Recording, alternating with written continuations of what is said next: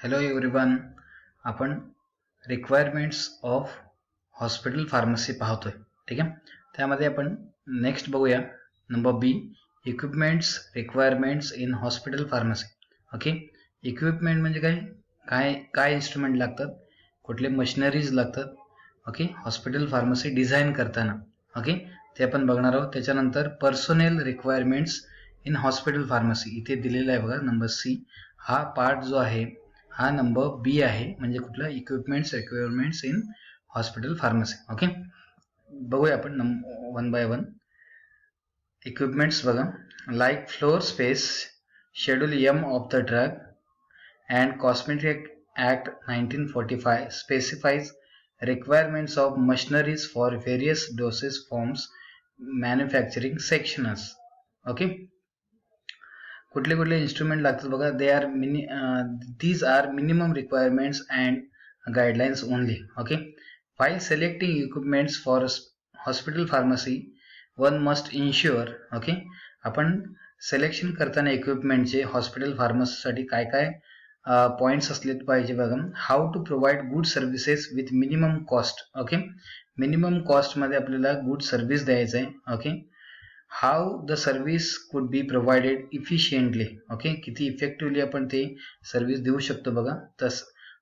असेच इक्विपमेंट आपल्याला सिलेक्ट करायचे आहेत. ठीक आहे, त्यामध्ये नंबर ए बघा, fixed equipments are the equipments install with the building during construction. Okay, construction करतानाच आपल्याला, म्हणजे कन्स्ट्रक्शन कशाचं, हॉस्पिटल फार्मसीचं कन्स्ट्रक्शन करतानाच काही इक्विपमेंट्स आपल्याला त्यामध्ये अरेंज करावं लागेल. ओके, त्यामध्ये बघा काही काउंटर्स असतील. Okay, fixed counters. ओके, हे आपण आपल्याला परत हे शिफ्ट करता येणार नाहीत. ओके, नेक्स्ट आहे कॅबिनेट्स. ओके, काही केबिन्स आपल्याला डिझाईन करावे लागतील. नेक्स्ट आहे सिंक्स. सिंक म्हणजे काय माहित असेल तुम्हाला, बेसिन्स वगैरे असतील, पाईपलाईन्स असतील. ठीक आहे, त्या हॉस्पिटल फार्मसीमध्ये इलिव्हेटर्स असं दिलेले आहेत. इलिव्हेटर्स म्हणजे काय, तुमचे लिफ्ट्स असतील. ओके, लिफ्ट कशासाठी असतात, हे सॅटेलाइट फार्मसीसाठी, म्हणजे प्रत्येक फ्लोअरला एक छोटंसं मिनी फार्मसी असतं, त्यामध्ये आपण आपल्याला मेडिसिन त्या त्या फ्लोअरला देता यायला पाहिजे म्हणून आपण काही इलिव्हेटर्स आपण कन्स्ट्रक्ट करतो. ओके, हे काय आहेत, सगळे फिक्स्ड आहेत, म्हणजे नॉन मुव्हेबल इक्विपमेंट्स आहेत. ओके, आपल्याला हे कन्स्ट्रक्शन करतानाच ह्या सगळ्या गोष्टी करून घ्याव्या लागतील. काउंटर्स बसून घ्याव्या लागतील, कॅबिनेट्स आणि सिंक इलिव्हेटर्स. ओके, कळतं.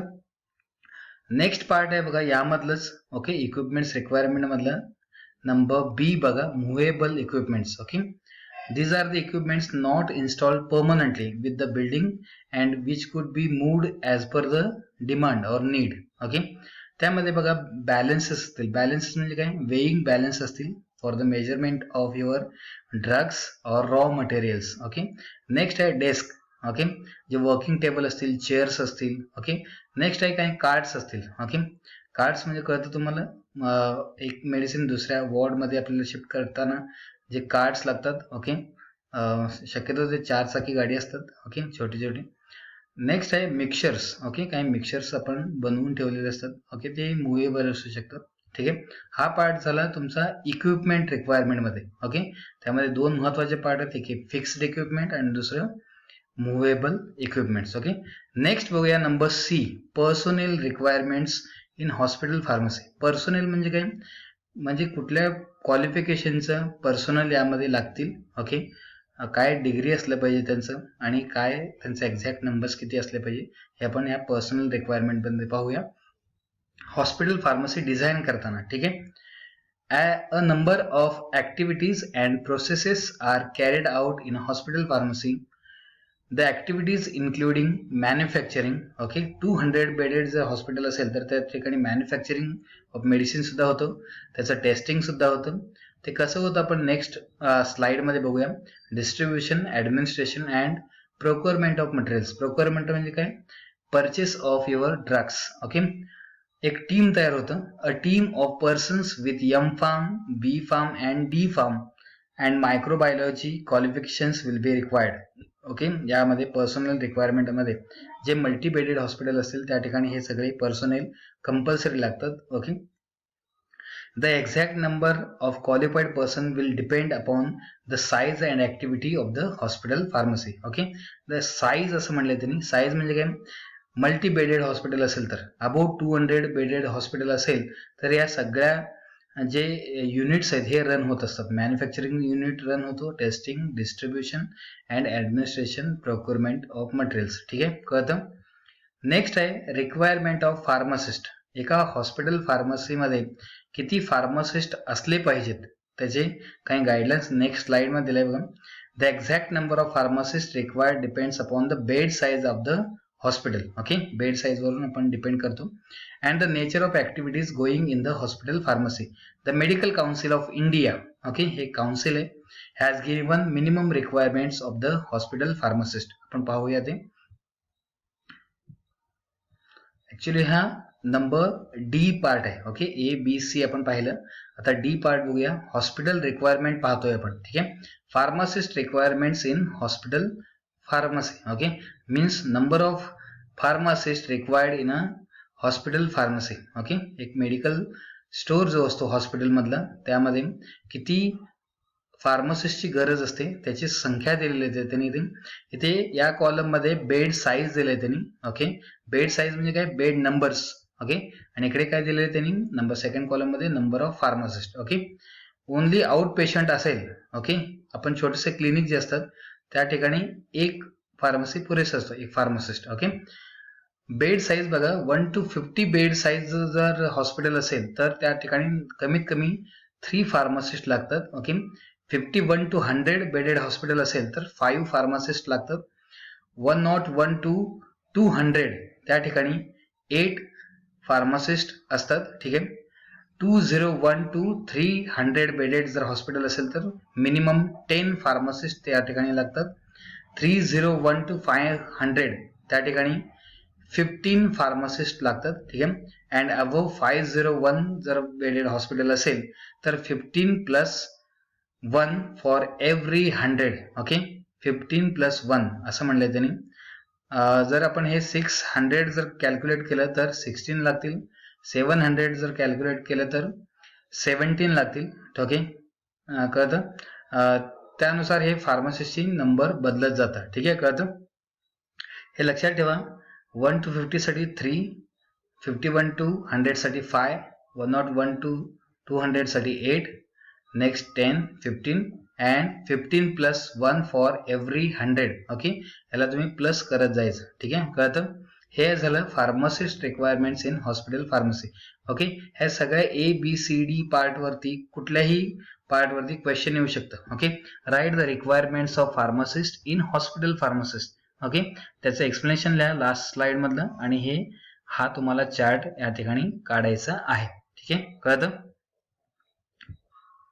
ओके, आता नेक्स्ट पार्ट आहे आपला. ओके, हा पार्ट इथे संपतो डी. ओके, फार्मासिस्ट रिक्वायरमेंटचा. नेक्स्ट पार्ट बघा आपलं मुवमेंट ऑफ मेडिसिन्स. ओके, एखादा मेडिसिन कसं मूव्ह होतं हॉस्पिटलमध्ये ते बघा. पहिल्यांदा ते आपण परचेस करतो इंडस्ट्रीमधून, फार्मास्युटिकल इंडस्ट्रीमधून. नेक्स्ट ते परचेस केल्यानंतर आपण ते फार्मसी किंवा मेडिकल स्टोअरमध्ये ठेवतो. त्याच्यानंतर डिस्पेन्सरी सेक्शन असतो. ओके, ज्या काउंटरवरून आपण मेडिसिन देतो आपण त्याला काय म्हणायचं, डिस्पेन्सरी. ओके, जर आपण डायरेक्टली पेशंटला दिलं तर ते आउट पेशंट तो बाहेर निघतो. ठीक आहे, पेशंट मेडिसिन घेऊन तो बाहेर जातो. जर तो इन पेशंट असेल तर वॉर्ड बॉय किंवा नर्सेस कडून तो पर्टिक्युलर मेडिसिन जातो इन पेशंटसाठी. ठीक आहे, कळतं. हे काय झालं, मुवमेंट ऑफ मेडिसिन्स. ठीक आहे, कळतं. नेक्स्ट नंबर चार्ट 2 बघा, movement of raw material. Okay, मी तुम्हाला सांगितलं ऑलरेडी 200 बेडेड हॉस्पिटल, बेडेड जे हॉस्पिटल असतात. ओके, किंवा त्याच्या वरचे जे हॉस्पिटल असतात 200 अबोव. ओके, त्यामध्ये काही मॅन्युफॅक्चरिंग, काही मेडिसिन्स मॅन्युफॅक्चर होतात, स्वतः तयार करतात. ठीक आहे, त्यामध्ये त्याचं प्रोसिजर बघा, त्याचं मुवमेंट कसं होतं रॉ मटेरियलचं. ओके, रॉ मटेरियल म्हणतोय मी, मेडिसिन तयार करण्या अगोदरचा जो प्रोडक्ट असतो रॉ मटेरियल. ओके, त्यामध्ये बघा परचेस, आपण विकत घेतो रॉ मटेरियल. त्याच्यानंतर तो स्टोर्स क्वारंटाईन करतो आपण, स्टोअरमध्ये आपण त्याला सेपरेट ठेवतो. त्याच्यानंतर जो परचेस केलेला प्रोडक्ट आहे तो व्हॅलिड आहे की नाही ते आपण टेस्ट करतो, टेस्टिंग. ओके, जर तो प्रोडक्ट अप्रूव्ह झाला तर ते आपण काय करतो, मेन स्टोअरमध्ये त्याला शिफ्ट करतो. आणि जो टेस्टिंग केलेला प्रोडक्ट जर रिजेक्ट झाला तर तो आपण रिजेक्ट काय करतो, परत सप्लायरला रिटर्न करतो. Rejected material for return to the supplier. Okay, आता आपण अप्रूव्ड मटेरियलचं बघूया. ओके, ते मेन स्टोअर मध्ये शिफ्ट केल्यानंतर तो प्रोडक्शन डिपार्टमेंट मध्ये जातो, जिथे ऍक्च्युअल मध्ये प्रोडक्शन होतं. ओके, रॉ मटेरियलचं आपण मेडिसिन तयार करण्याचा जो प्रोसिजर असतो त्याला आपण प्रोडक्शन डिपार्टमेंट म्हणतो. त्या प्रोडक्शनच्या वेळेस सुद्धा आपण इन प्रोसेस क्वालिटी चेक करतो. ओके, म्हणजे प्रोडक्ट स्पेसिफिक आहे की नाही आपण चेक करतो. त्याच्यानंतर जे प्रोडक्ट तयार होतं त्याला आपण काय म्हणतो, फिनिश प्रोडक्ट. ओके, फायनल प्रोडक्टला आपण काय म्हणायचं, फिनिश प्रोडक्ट. ते आपण गुड्स क्वारंटाईन एरियामध्ये ठेवतो. गुड्स म्हणजे काय, जे तयार झालेले प्रोडक्ट आहेत ते आपण काय करतो, गुड्स क्वारंटाईन मध्ये ठेवतो. त्याच्यानंतर ते त्या प्रोडक्ट वरती सुद्धा म्हणजे रॉ मटेरियल वरती सुद्धा टेस्टिंग होतं आणि जे फायनल प्रोडक्ट आपण बनवतो त्याच्यावरती सुद्धा क्वालिटी कंट्रोल टेस्ट होतं. क्वालिटी कंट्रोल टेस्ट मध्ये कुठले फिजिकल टेस्टिंग असेल, केमिकल टेस्टिंग असेल, फिजिओकेमिकल असेल, मायक्रोबायोलॉजी टेस्टिंग असेल. ओके, क्वालिटी कंट्रोल सगळे पॅरामीटर्स यामध्ये आपण चेक करतो. त्याच्यानंतरच आपण हे काय करतो, मेडिकल स्टोअर मध्ये स्टोअर करतो. ठीक आहे, त्याचे एक्सप्लेनेशन बघूया आपण. The hospital pharmacy is receiving the distribution central for the material. In hospital pharmacy receives the material from two important sources. आपण हे परचेस कुठून करतो बघा, हे सगळे जे रॉ मटेरियल असतील किंवा फिनिश प्रोडक्ट असतील. मेडिकल स्टोअर मधून तर करतो आपण. मेडिकल स्टोअर म्हणजे कुठले, होलसेल स्टोअर कडून. ओके, होलसेल एजन्सी कडून, किंवा मॅन्युफॅक्चरिंग सेक्शन म्हणजे कुठले, स्पेशली फार्मास्युटिकल इंडस्ट्री मधून. आपण शक्यतो आता सध्या तरी सगळे फार्मास्युटिकल इंडस्ट्री मधूनच आपण रॉ मटेरियल ॲज वेल ॲज फिनिश प्रोडक्ट आपण परचेस करतो. ठीक आहे, कळतं. नेक्स्ट पार्ट आहे the hospital pharmacy carries quality control test to all the materials received by it. Okay, hospital pharmacy carries quality control test म्हणजे हा टेस्ट आपण final product झाल्यानंतर सुद्धा आपण एकदा कन्फर्मेशन साठी चेक करतो. ठीक आहे, कळतं. The hospital pharmacy issues the materials to the patient dispensing services and outpatient dispensing services. Okay, दोन्ही पेशंट ग्रुप साठी आपण हे फायनल प्रोडक्ट तयार करतो. ठीक आहे, कळतं. नेक्स्ट बघा, chart number 3, movement of patient. Okay, पेशंटचं मुवमेंट कसं होतं बघा हॉस्पिटलमध्ये. ओके, पेशंट येतो. ओके, पेशंट इन, रजिस्ट्रेशन होतं. त्याचं रजिस्ट्रेशन होतं म्हणजे नेमकं काय होतं, त्याचं जनरल चेकअप होतं. ओके, न्यू पेशंट असेल तर इनिशियल चेकअप होतं. इनिशियल चेकअप मध्ये इथं खाली दिलेलं आहे बघा, the physiological parameters like blood pressure check होतो, height, weight, etc. are noted by nurse. She directs to the patient to the respective clinical department after observing signs and symptoms in case paper. Okay, initial checkup वरून आपण decide करतो की ह्या particular पेशंटला कुठल्या टाईपचा disease आहे. त्यानंतरच आपण काय करतो, त्याला क्लिनिकल सर्व्हिसेस रेफर करतो.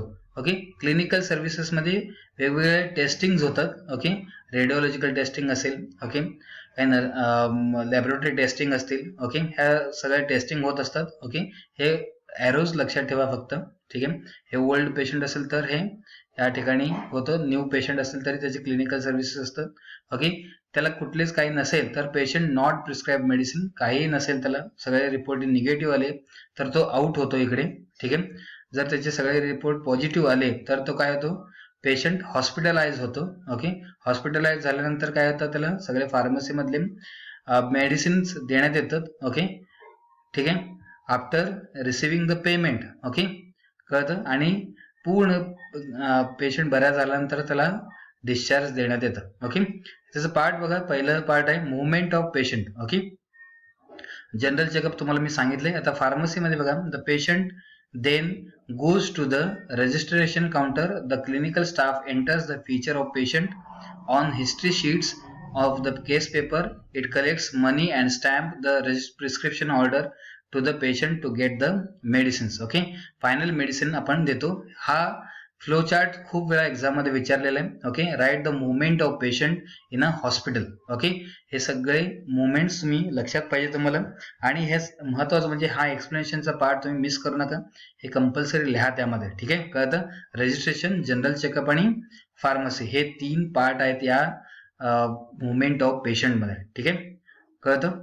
थँक्यू. हा पार्ट थोडासा रिवाईज करा म्हणजे तुम्हाला लक्षात येईल. तिन्ही चार्ट तुम्ही पाठ करून ठेवा. थँक्यू.